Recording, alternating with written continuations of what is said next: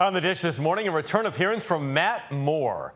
The Nashville-based author and entrepreneur has written about grill masters and pit masters. Now he's out with a new book, Butcher on the Block, full of recipes and stories that span the country, featuring workers that prepare our meat, fish, and vegetables in small-town butcher shops and big grocery stores. All of it's in the book, and the best of it ended up on the table. Welcome to the BBQ Express, man. The BBQ Express. I love that. In addition to food, Matt Moore loves flying. And there's no better way to enjoy both than by combining them. There's just something magical about being impatient and wanting to eat barbecue from Memphis to Owensboro, Kentucky. Before we got down to dish business, Moore showed us the bird's eye view of Nashville from his Piper Cherokee. You know what they say, that flying is the second best feeling in the world. You know what the first is? Landing. In Butcher on the Block, Moore's fifth cookbook, he traveled to meet with butchers across the country, from New York to Wisconsin, Alabama, California, and more. For me, it was an opportunity to basically combine the worlds of barbecue and grilling, which I think are two disparate subjects. Technically, from writing a book on barbecue and grilling, I was bound to those methods of low and slow or hot and fast. And so by starting at the butcher, it opens up this grand door of barbecue, grilling, raw, roasted, fried, and everything in between. Moore says that we're in the middle of a grand revival of what it means to be a butcher in America. You met with vegetable and fish butchers. What does that mean? Yeah, so vegetable butchering is a real thing. So we traveled to San Francisco where we met Kara, who was the first vegetable butcher at New York's Eataly. And her mission is not to take meat away, but it's to make vegetables more of the center of the plate. I guess we know what fish butchering is, but people don't think of it as fish butchering. They just think of cleaning the fish. Cleaning, or more like a fishmonger. But I wanted a lot of diversity. Whew. You're stacked today, aren't you? Oh, yeah. That includes showing us you don't have to go far or look hard to find quality product. What's moving fast? Can't go wrong with a ribeye. Can't go wrong with a ribeye. We meet a butcher from Kroger in this book. Why was that important for you to put in? It's really just my daily basis of living here in Nashville, Tennessee, and having the opportunity to source. And we become creatures of convenience. Point being, it doesn't have to be an artisanal boutique butcher shop. Nothing against. It can be your local grocery store.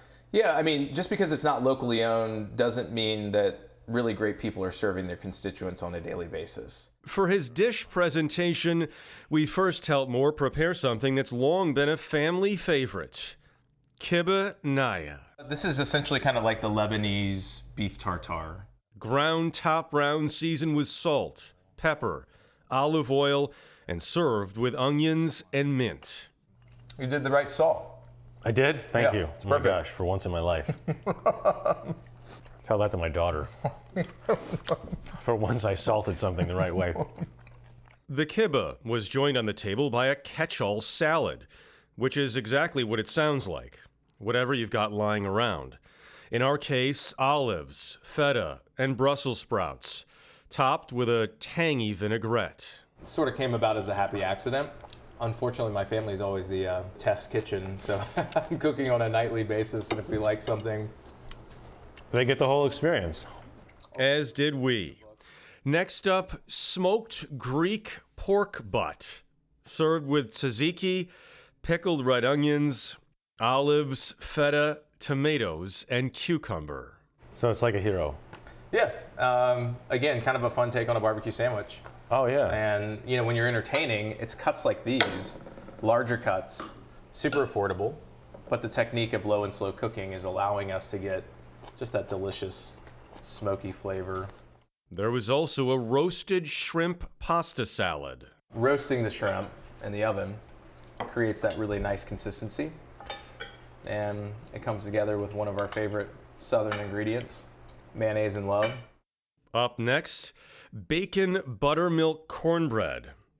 Then a flavorful medley of basmati rice with ground beef, cinnamon, allspice, garlic, parsley, and pine nuts. A dish Moore calls princess rice. Princess rice, you name this. Well, sometimes you give it names so your kids will eat, right? And so instead of calling it a dirty rice, branding it as the princess rice has been kind of a winner for me. And this is really just a basic take on an old family recipe. So if you serve this and just call it like ground beef with rice, they don't eat it. But if you call it princess rice, It's a home run. T-bone pork chops were cooked to perfection on the grill. I think a lot of people grew up eating really dry pork chops. And if I'm at a steakhouse and they put a pork chop on the menu, it's the first thing I'm going for. We finished up with a grand slam hit, maple bacon cupcakes. wow. That is amazing. Puts a smile on your face. Oh my gosh. Yeah, it does. Embarrassingly so. You see how the bacon just really adds that, just the right amount of savory. I could start here. Start with desserts? Yeah, right? There you go. What do you want people to take away from Butcher on the Block? I want people to open their homes, open their table, invite people over. I think sitting down and having food is kind of one of the most basic ways to get to know each other. And being able to create books and recipes and templates and share people's stories, it's just such an honor for me, and it's something, a practice that I'm always putting right here at my table in Nashville. And not just with neighbors. No, I mean, I think inviting over strangers, people that aren't the same as you, that think differently, that look differently, is super important, because good food brings people together.